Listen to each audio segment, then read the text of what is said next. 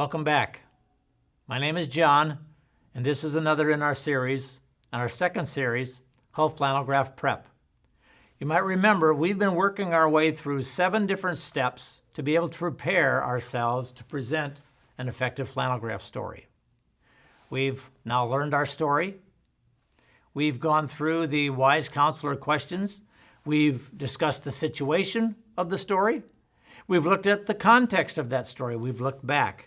We've looked at the historical context. We've looked at the spiritual context. Starting today, we're going to be now taking those Wise Counsellor questions and applying them and asking those questions and discussing and considering just the first part of this story. So that's how I want to start today. I want to start this story, but I'm not going to go all the way through this story.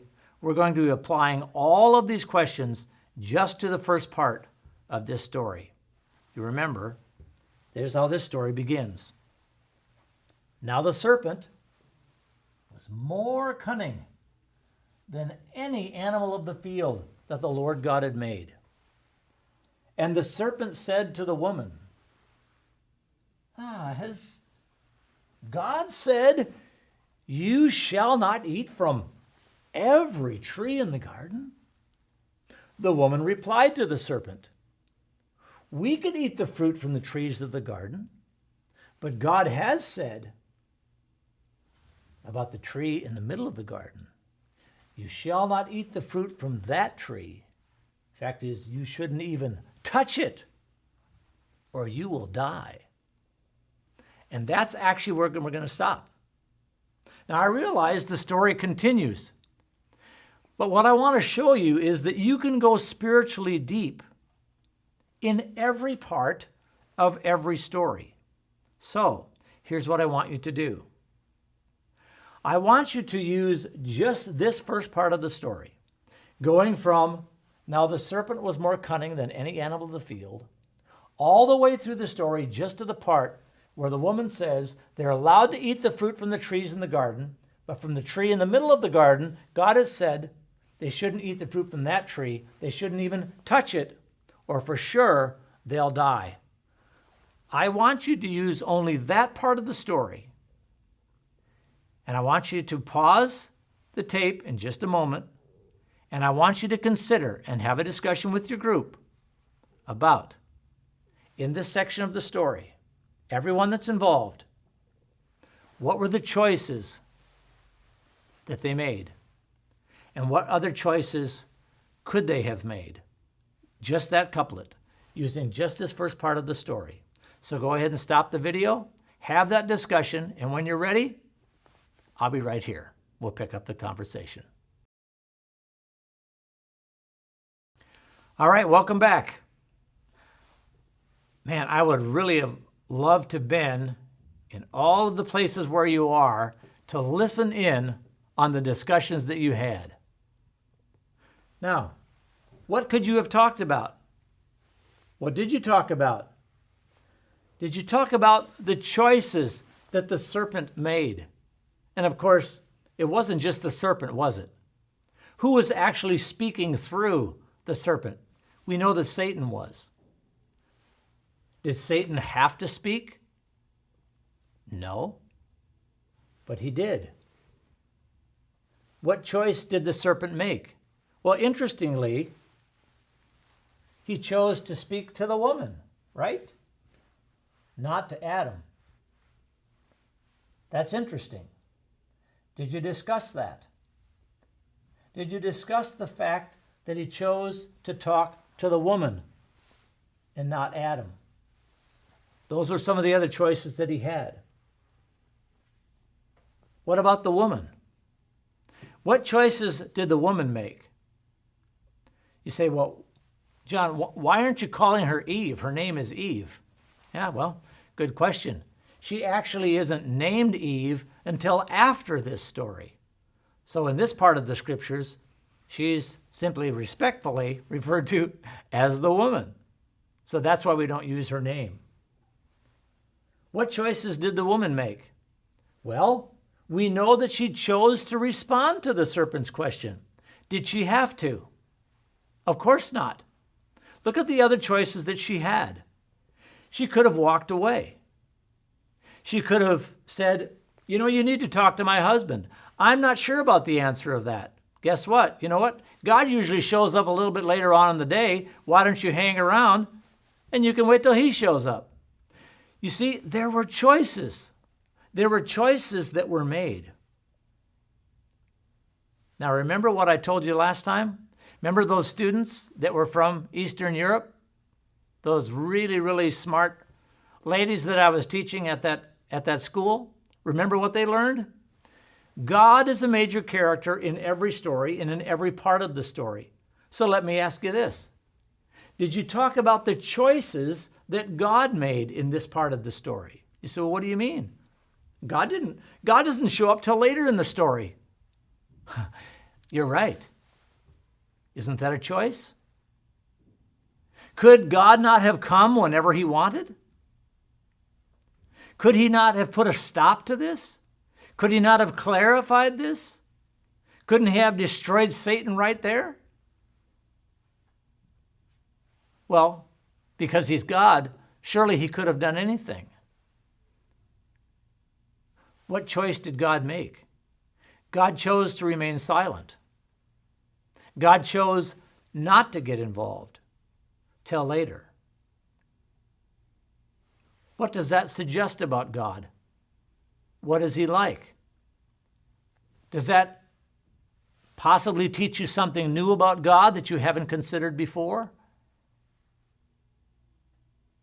What choices did God make? What choices could he have made? And what about Adam? Where was he? Did Adam make an actual conscious choice for when he came? We don't know. So I would caution you to speculate. Don't speculate on things that the story does not tell you. But that doesn't mean you can't discuss it. That doesn't mean that there are not options that you ought to consider. Remember this. If you never discuss the choices that could have been made, it makes the choice that was made much less dramatic and much less dynamic. Now, let's move to the next couplet. Using this same part of the story, we're not going to go any further than that, just to the point where she says that they weren't supposed to eat the fruit from the tree, they weren't even supposed to touch it or they would die, just to that part. Now, I want you to discuss the second series of questions, which are what? What was the result and who all was impacted by the choice that each of the ones so far in this story made? Go ahead and stop the video and discuss that.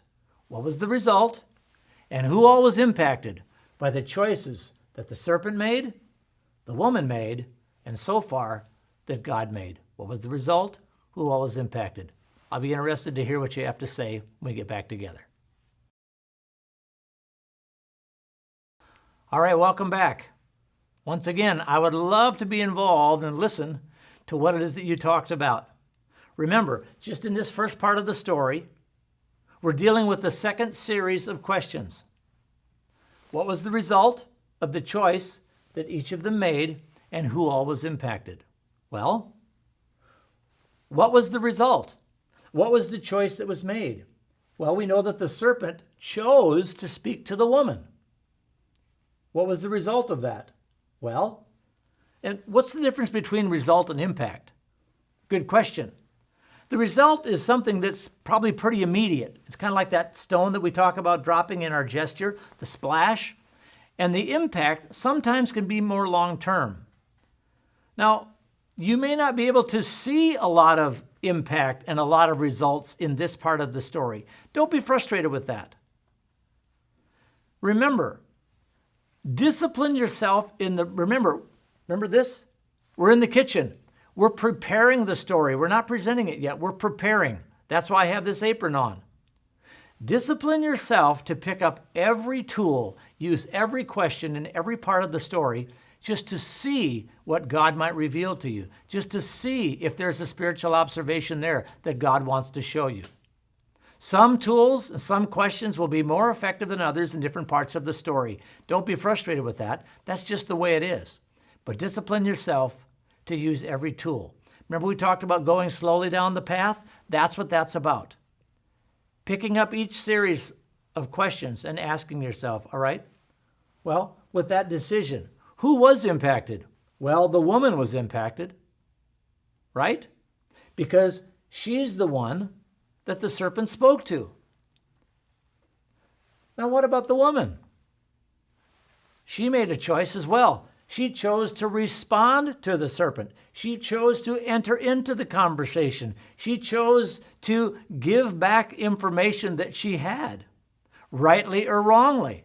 We're not saying whether that was wise or foolish, but she did enter into the conversation. What was the result of that? Well, we don't know the result of that until later on in the story. So let's just leave that alone. Discipline yourself not to run down the path. Discipline yourself not to go too fast. Go slowly. Well, we know that it certainly impacted her. It did have a result. She entered into conversation that led somewhere and didn't lead somewhere very good. What about the choices that God made? Well, God chose, at least as far as we can see at this point, not to get involved. But you have to remember, God was involved. God did make a choice. What was the result of that? Well, the result of that is that the conversation was allowed to continue. It wasn't stopped. It wasn't halted. God actually allowed this series of events to transpire, to happen. We can't really draw any conclusions from that yet, but I think it's interesting to think about.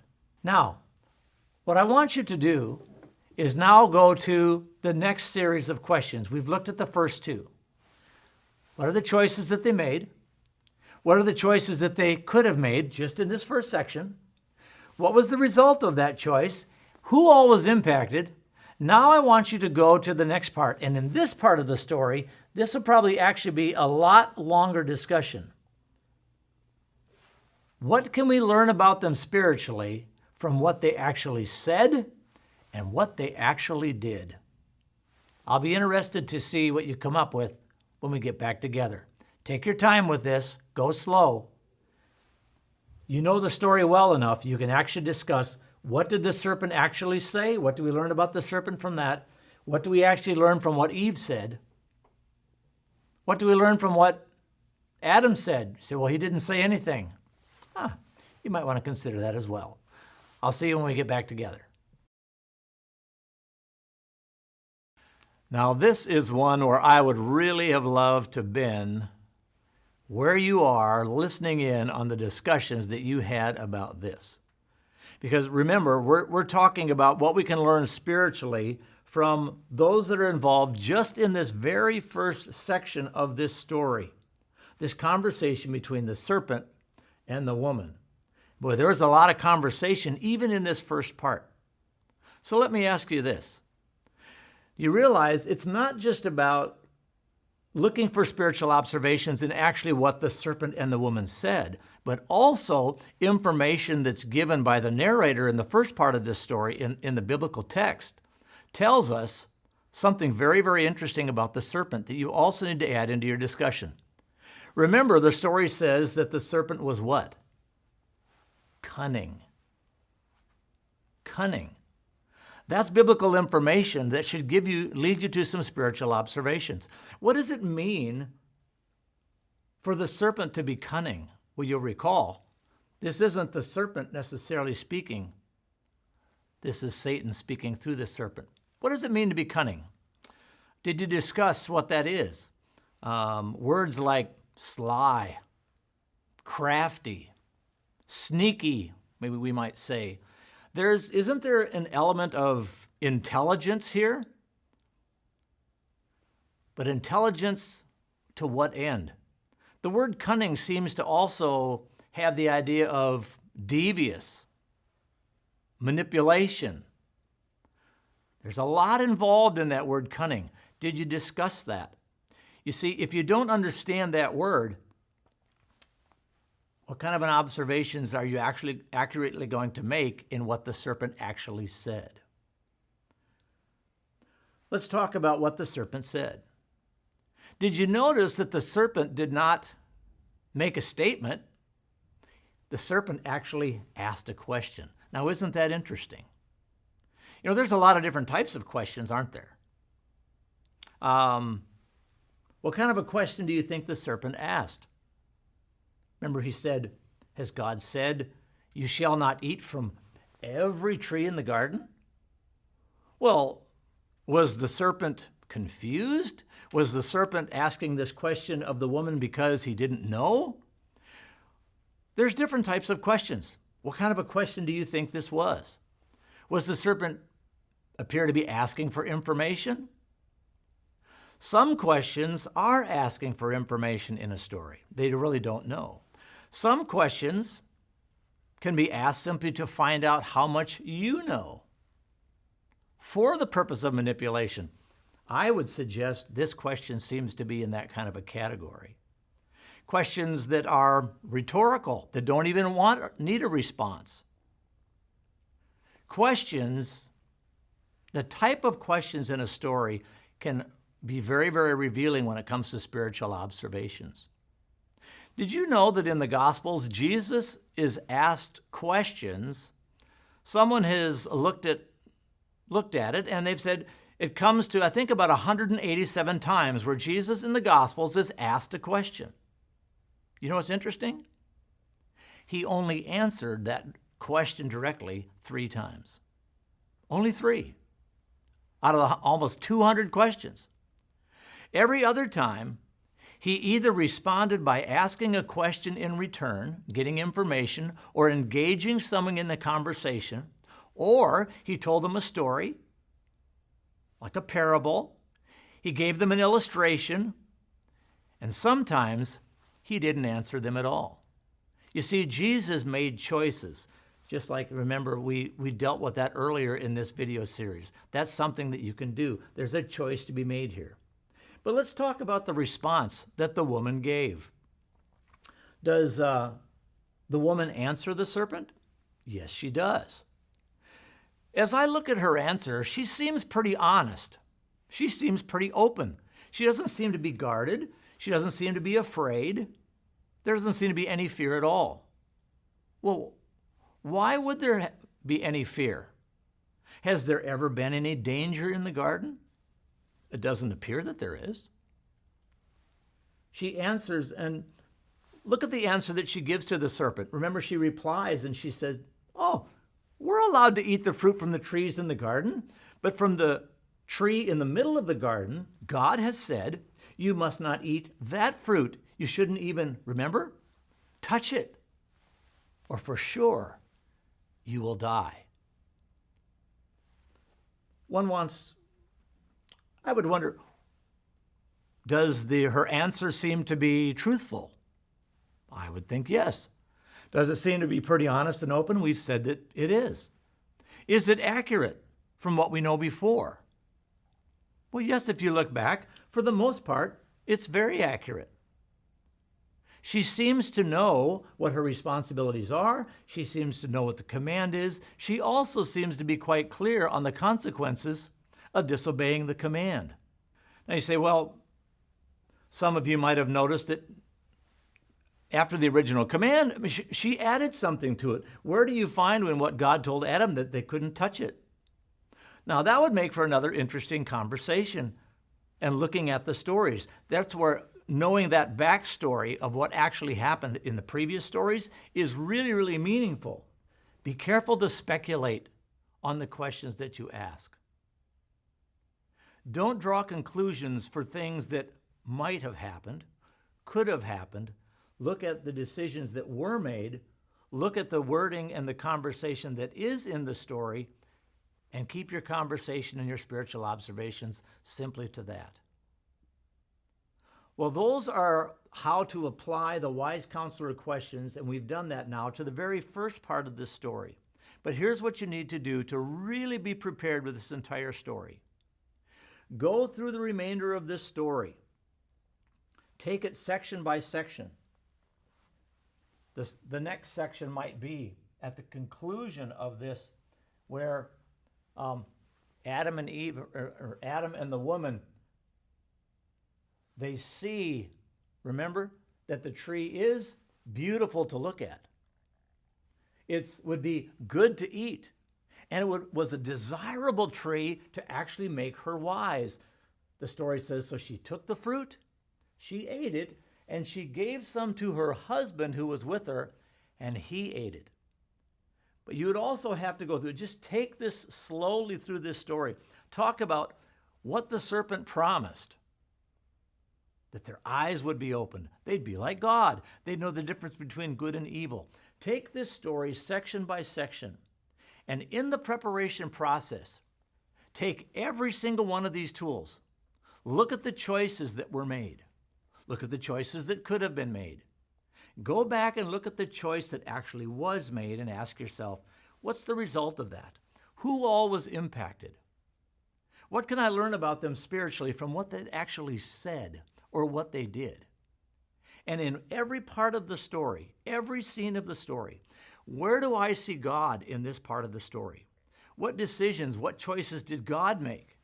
What could he have made? What were the result of the choices that God made? Who all was impacted? And in this story, later on in the story, yes, God actually speaks. God does things. What can we learn about God from what he says? His responses to Adam, his responses to the woman. Go use every single tool that we have in preparation, your heart preparation of this story. Go deep in this story. You're not going to get spiritual observations in every section of the story using every single tool. But discipline yourself with every story that you do to pick up and try every single one of these tools. You might be surprised as you go slowly the type of observations that you'll get. Next time we get together, we're going to be talking about the last two steps in this preparation process. Be interesting because one of the very final things that we do in Flannelgraph prep, we actually use at the very beginning of presenting a Flannelgraph story. We'll deal with that next time we get together. Thanks for watching.